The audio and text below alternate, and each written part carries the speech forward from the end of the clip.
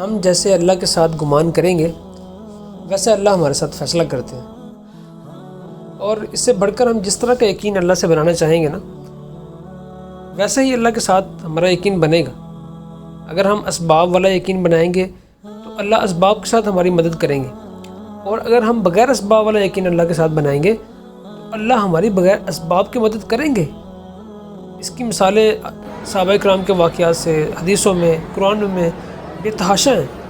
مثال کے طور پہ اگر ہم اسباب کا یقین اللہ کے ساتھ بناتے ہیں تو ہم بارش کے لیے پہلے بادل مانگیں گے اللہ سے۔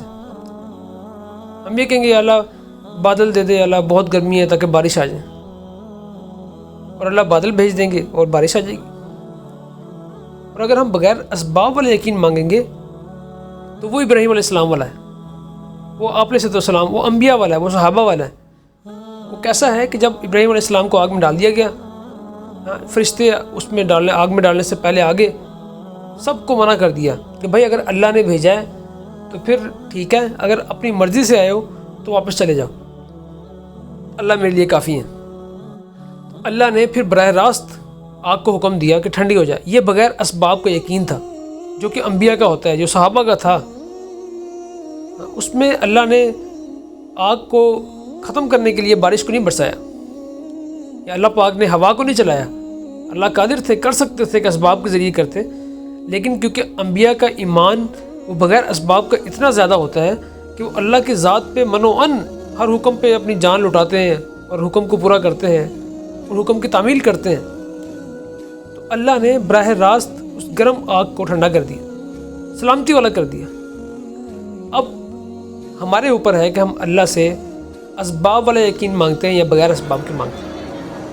حضرت بزرگ غفاری یا حضرت ابو ہریرہ اللہ کو ہمیشہ معاف فرمائے، ان دونوں میں سے کوئی ایک، یا حضرت ابو دردہ ہیں، ان کو آپ صلی اللہ علیہ وسلم نے ایک کھجوروں کی گٹھلی دی۔ اب وہ حضرت ابوبکر صدیق کے دور خلافت میں پورے میں خود بھی کھائیں ان میں سے کھجوریں، اور پھر لوگوں کو بھی کھلائیں۔ حضرت عمر فاروق رضی اللہ عنہ کا دور خلافت گزرا، وہ کہتے ہیں کہ حضرت عثمان رضی اللہ عنہ کی شہادت میں مجھے 2 غم تھے، لوگوں کو 1 غم تھا۔ لوگوں کو غم یہ تھا کہ حضرت عثمان غنی جو امیر المومنین تھے وہ شہید ہو گئے، مجھے اس غم کے ساتھ ایک اور غم تھا۔ اس شہادت جب ان کی ہوئی تو اس رش کے اندر،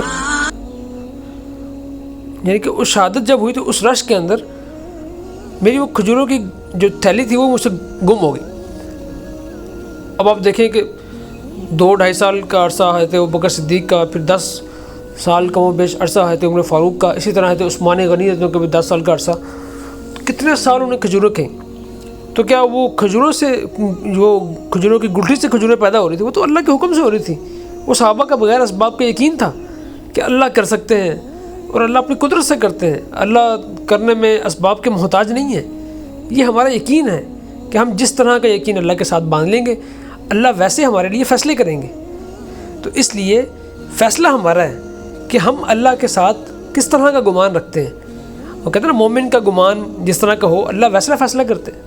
اچھا گمان رکھیں گے اللہ سے، اللہ اچھے فیصلے کریں گے۔ ہاں، اس گمان کے مطابق عمل ہوگا، عمل اچھا ہوگا ہمارا، اس گمان کے موافق ہوگا تو اللہ پاک اس کو ہمارے لیے اس میں سے راہیں نکالیں گے۔ عمل خراب ہوگا، ٹھیک ہے، تو اس کے فیصلے بھی غلط ہوں گے۔ لیکن یہ کہ میرے بھائی دوستو، گمان اللہ کے ساتھ اچھا رکھنا چاہیے۔ مومن کا گمان، مومن جس بات کو ٹھان لیتا ہے، چاہ لیتا ہے، اللہ اس کو وجود دے دیتے ہیں۔ ہاں، اچھے گمان کے ساتھ اللہ کی مدد شامل حال ہو جاتی ہے، لیکن جو برا گمان ہوتا ہے اس میں فرق اتنا ہوتا ہے کہ اللہ کی مدد شامل حال نہیں ہوتی۔